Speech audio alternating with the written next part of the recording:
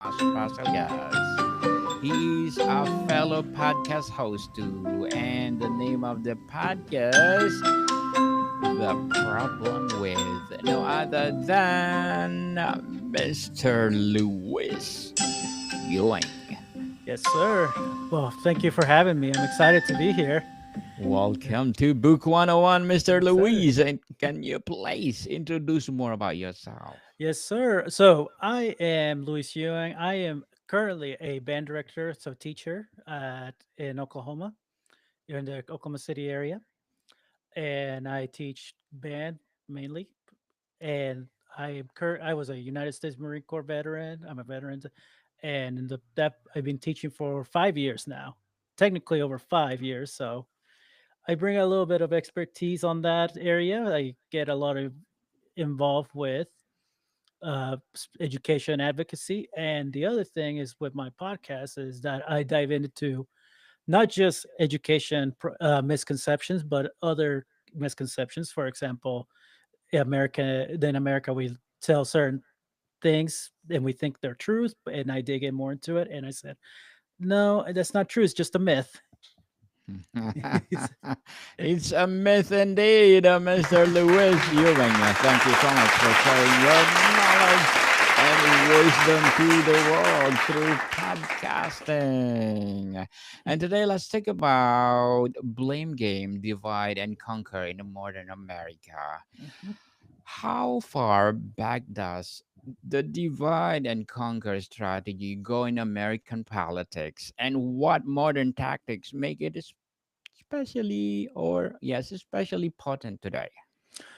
I would say that the divide that we have currently, you can trace it even further after the Civil War, even before the Civil War, because of the split between the United States between North and South was a big change. However, after the Civil War, we have the Reconstruction, of course, and then during that time frame, we had people creating this called Southern Pride myth. With that, the southern people came in and they said, "Hey, we are proud to be Southern," which in reality, in a sense, but they were more proud of the racism going on, and that's what they wanted. A lot of the politicians at that time took that idea. They wanted to increase their base, and they didn't agree that anybody who was a minority should have the same rights as regular white people in America. So we can do that. However, what we consider now the current separation, you can start with Ronald Reagan. And how that start is because with Ronald Reagan, he started something called trickle down economics. With the trickle down economics, he gave a lot of tax deductions and tax cuts to a lot of the top 10%, with the idea that, oh, this will continue and trickle down to the people. So if we give millionaires and billionaires a break, that money that they save will go down to the people. Almost 40 years later, there's actually been a gap between middle class. Middle class is becoming less prominent, and upper class, and now the more wealthier people are keeping more money, and then poverty rates are going up. Then they're using that same strategy in the 80s, the 90s, 2000s, and they use that. They will point to other people. For example, in the late after 9/11, the main problem there was a big rise of Islamophobia. Mm, yes. Then we have and we went into a war in Iraq, which had nothing to do with the 9/11 with any of the terrorists. We just went there for the to topple Saddam Hussein and for oil resources. However, the politicians at that time used it as like, if you don't support us, you're against us, and that created more of the shift that we currently see in the United States of with Donald Trump and the Democratic Party, with the MAGA movements, of how it's either you're with us or you're against us. There's no in between. So it's very polarized. So if you're someone who maybe doesn't like abortions but supports gay marriage, well, you can't have it both ways. You either support anti-abortion and anti-gay marriage, or you're pro everything else.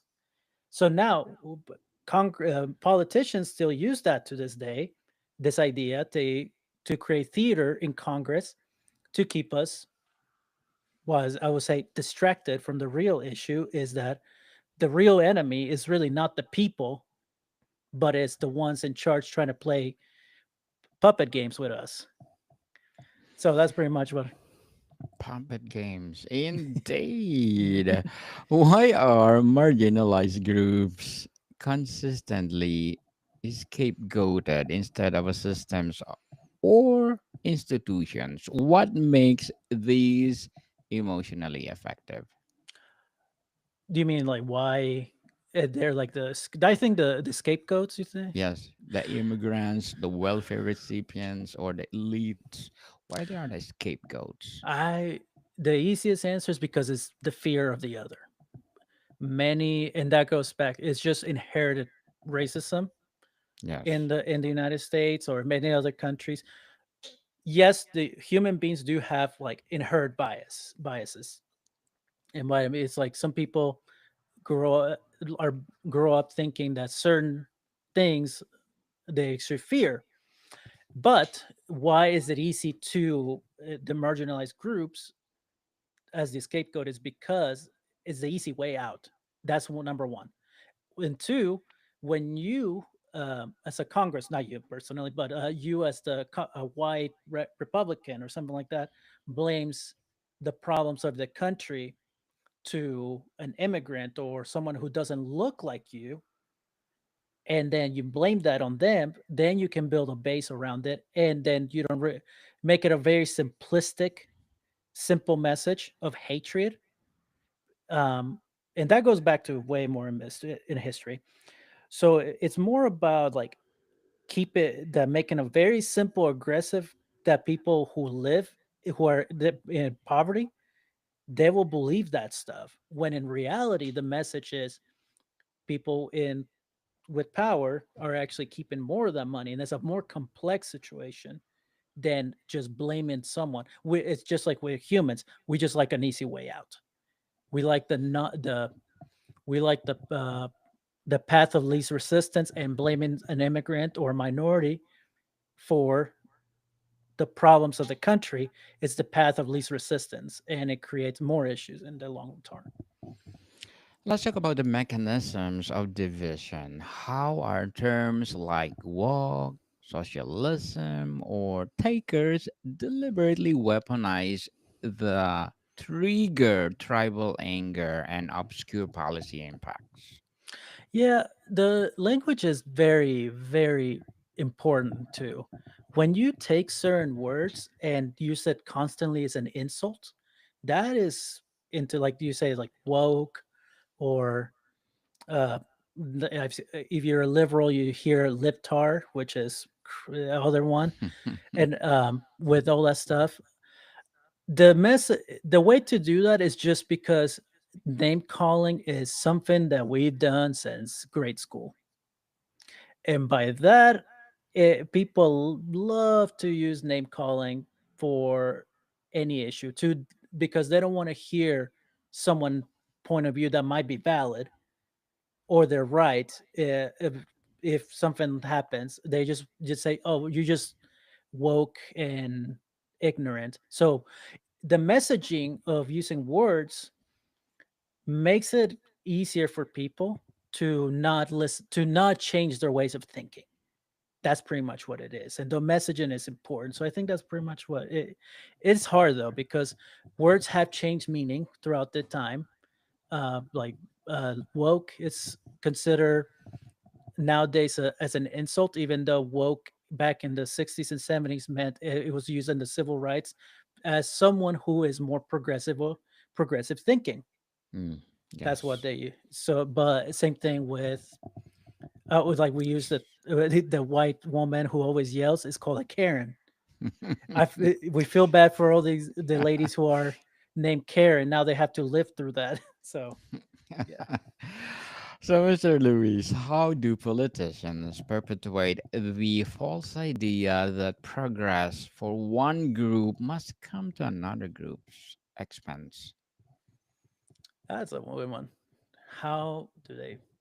Can you explain it a little more? It's like, How, like, the racial minorities and the LGBTQ plus, why this make this politician perpetuating to the false idea that the progress for these groups must come to another group's expense? I think the use of the other of minority, like it's because they're scared of that, especially a lot of it are older age people. And what I mean Mm, by that, yes. older generations, well, I say older generation, but people who have are currently in power are 60, 70, 80, even 80 years old, and they're scared to see that with them, with more science and with more movement, we realize that life is a little more different than it really is. So it's a challenge towards conformity, is what it is. So they're scared that if we let certain groups let certain groups have equal footing, then they're going to lose everything that they have accomplished, if that makes sense. So they are. I think it's a more of a scare tactic towards anybody um, who's not consider American enough, in the best way I can point it that way. So why, and also because if you admit the wrongs of certain group, then we have another conversation about why was this okay, and people don't like to have those conversations of why, like, Native Americans were driven out like the Trail of Tears out of their lands. That was very wrong, and something must be, now we need to realize that that was wrong. But people, politicians don't want to talk about that because they're scared of the ramifications of what that means. Will that mean that Native Americans will actually get more money, because not as payback, but as to make it up for taking their land? Will African Americans receive, not compensation, but who were slave owners, actually slaves back then, receive money, which that makes them very scared. So when you see someone else as a minority, as an object, not as a person, it makes it very uncomfortable for the majority. Mr. Lewis, to what extent do social media algorithms prioritize outage content, making divide and conquer tactics more viral and harder to counter? Oh, social media is it's a doozy, because social media on its base, it's amazing. You can connect with anybody you want, like we're connecting right now because of social media and through podcasting. However, the problem is that here in the United States, mainly, we have this thing that we always say, freedom of speech. I can say whatever I want, which is a fine line. So social media took that, and people starting spreading word, created misinformation and all that stuff. And also because social media started creating the lack of faith towards anybody in the news media or anything like that. So people don't listen to their news anymore through like CNN or their local TV, MSNBC, Fox News. They don't listen to them anymore. So they get their news through Facebook, Twitter, Instagram, and all that stuff, all the social medias. So what a lot of the politicians, mainly right wingers, what they did smartly was, we're gonna pay a lot of people to be our right wing, um, like panelists, but on social media, and spread what we want to do. So social media was a big divide because of that, because everybody now going through YouTube and everything saw a lot, and I mean a lot of very right wing news and policies and everything. So it created this fear of like immigrants coming in caravans. They're gonna take our your jobs and stuff.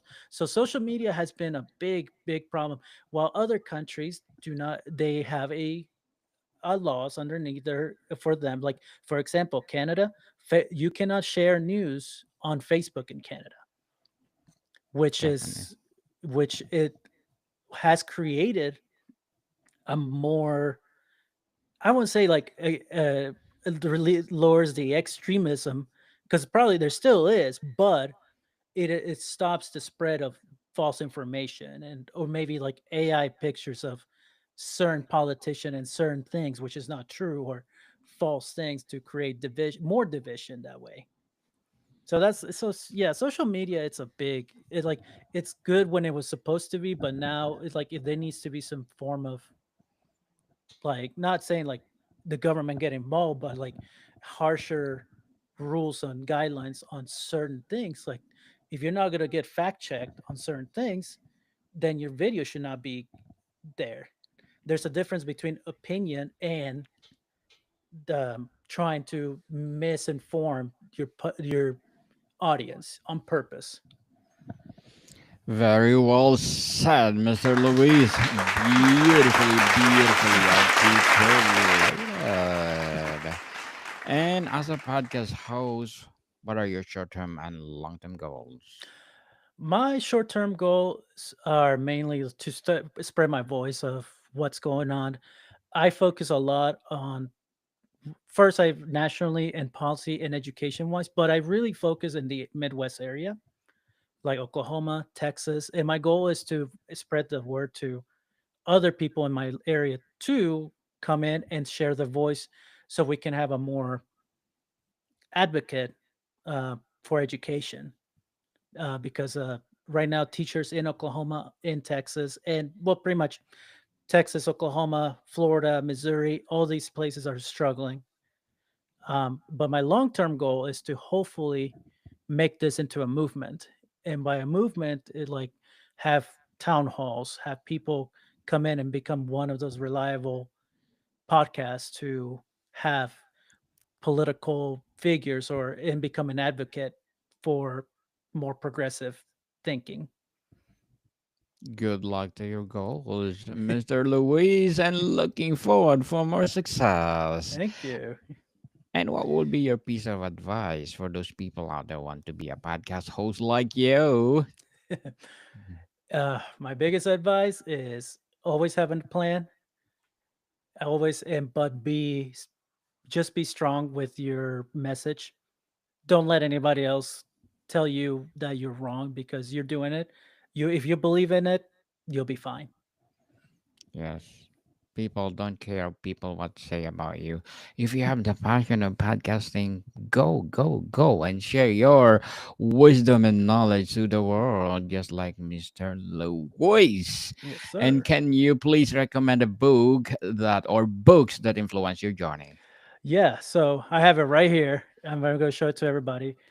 This time, I love this book, Born a Crime by Trevor Noah.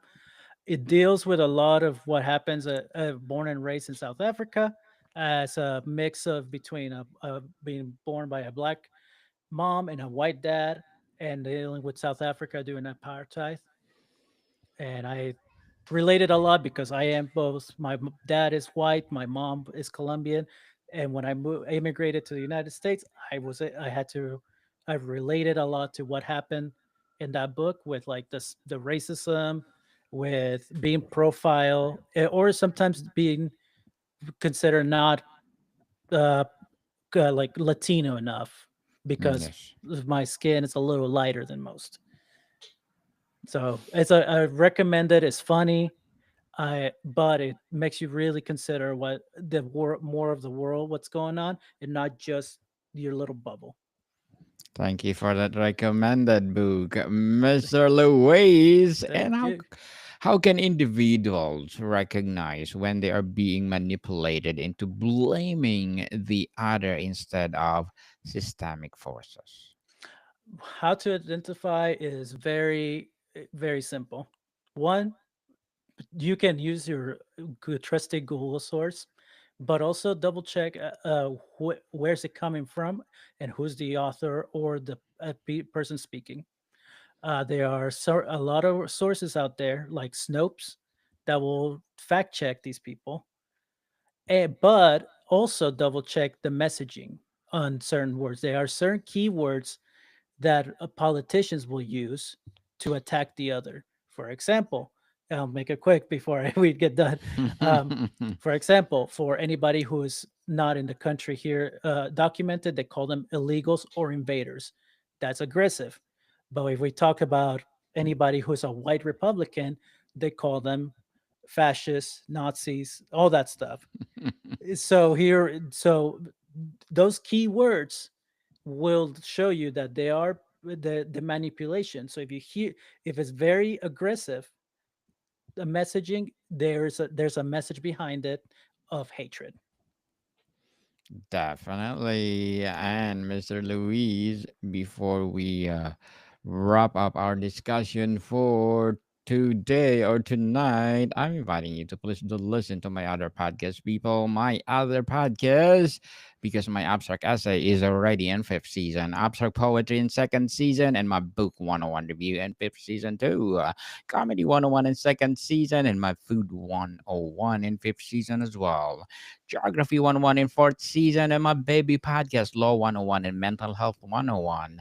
Love Letters in its third season, and Movie 101 Review and Music 101 in its fourth season, and Science 101 and Sex 101 in its first season. Please listen to them wherever you listen your podcast. Mr. Luis, if readers or if our listeners or uh, people watching us right now take one action about your advocacy in life, what would that be? Number one, call your representatives. That's what I would say. That's number one, and be involved in your community. That's the easiest one. We can't fix our problems if we don't get involved. And by that, if you live in a small town, great, go to their city councils, talk to them. That's what I'm doing with my own town. I am advocating for universal child care service for infant to 4 years old right now, and that will be the first one in the state of Oklahoma. So we're becoming try to push for a pilot program.